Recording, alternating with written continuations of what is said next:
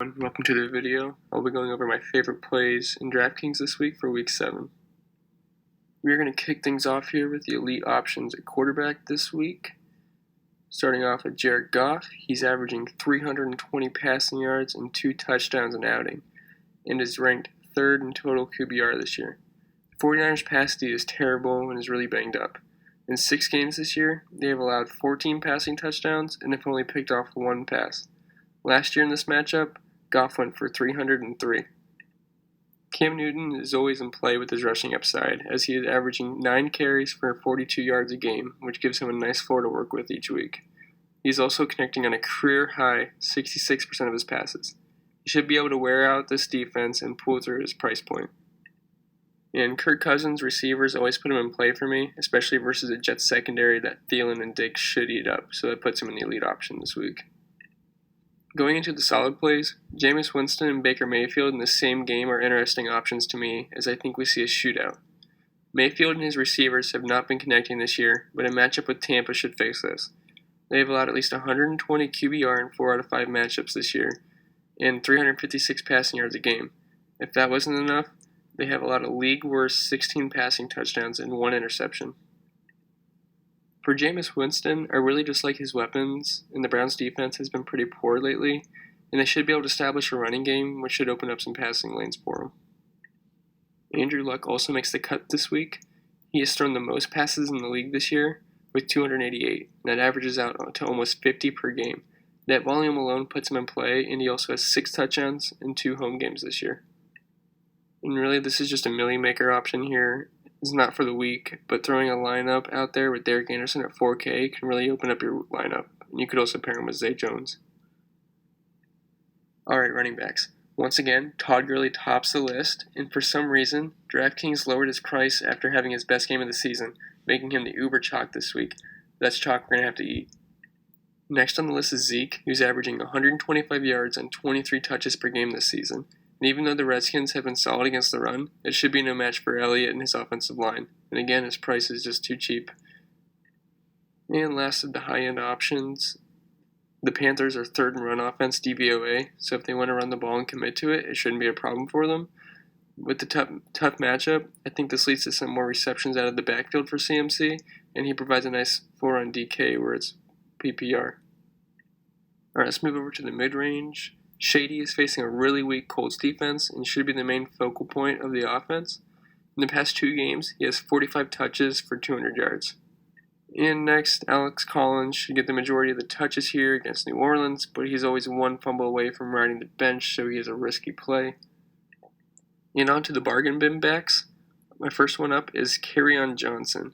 The way to attack the Dolphins is through power running, and if the Lions actually do the right thing and give Johnson a nice workload, he's a steal at this price. And Peyton Barber is only 3,800 going up against the worst rush team in the league. Against Cleveland, this is a steal at his price, and I expect him to be one of the highest owned backs of the week. And Marlon Mack should benefit from game flow, as the Colts should be able to handle the Bills' offense, so they won't have to play catch up the whole game, and I could see him getting around 15 touches and should provide nice value. On to the receivers. The top 2 guys, Landry and Thielen, are going against the only 2 defenses allowing over 100 yards a game to slot receivers. Thielen is averaging nearly 30 points a game and is going to be guarded by Perry Nickerson, and Landry's matchup speaks for itself. I really like him to bounce back here. Robert Woods has a 98% snap rate, which is 2nd in the league. He should get extra run in the slot with cup out and avoid being matched up with Richard Sherman all game. Also, Cooks has tremendous upside every slate, and he will be guarded by PFF's 106th rated corner, so he shouldn't have any problem with that.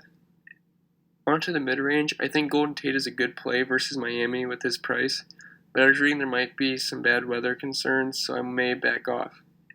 Alshon Jeffrey is pretty much matchup proof, and he's going to be guarded by James Bradbury in his 3rd-year corner, and he's not very good, so you shouldn't have a problem bodying him up and getting in the box. Also in a game I think it's going to be a shootout, Deshaun Jackson leads the league in yards per reception. The Browns always seem to give up big plays every game. He should stay away from Denzel Ward, as Mike Evans should soak up that most of the day. So I really like attacking the secondary options on the Browns, and Deshaun Jackson should be able to get deep on them. For the bargain bin, I will start things off with Willie Snead, who saw 10 targets last week, and he's starting to get an uptick in volume. He also gets a revenge narrative this week against his old team, New Orleans. I also like Jermaine Kearse, who I actually think is a solid receiver, and with Enunwa being out, he gets an even bigger bump.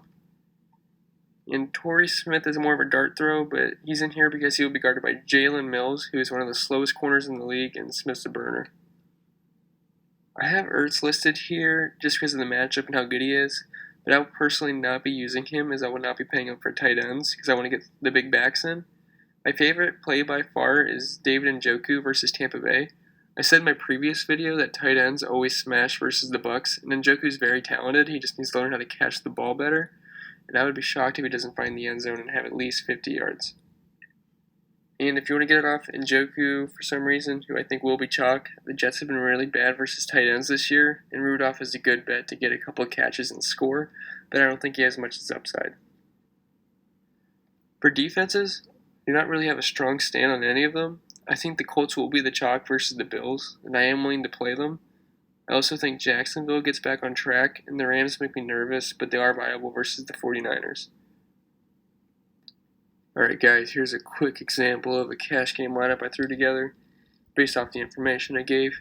I have Cam Newton at quarterback, Todd Gurley, Zeke, Jermaine Kearse, Willie Snead, Deshaun, David Njoku, Kerryon Johnson, and Jags defense. Obviously this could change out throughout the week, and it probably will. But if you have any questions, please comment below. And if you like what you heard, leave a like and subscribe. Thanks.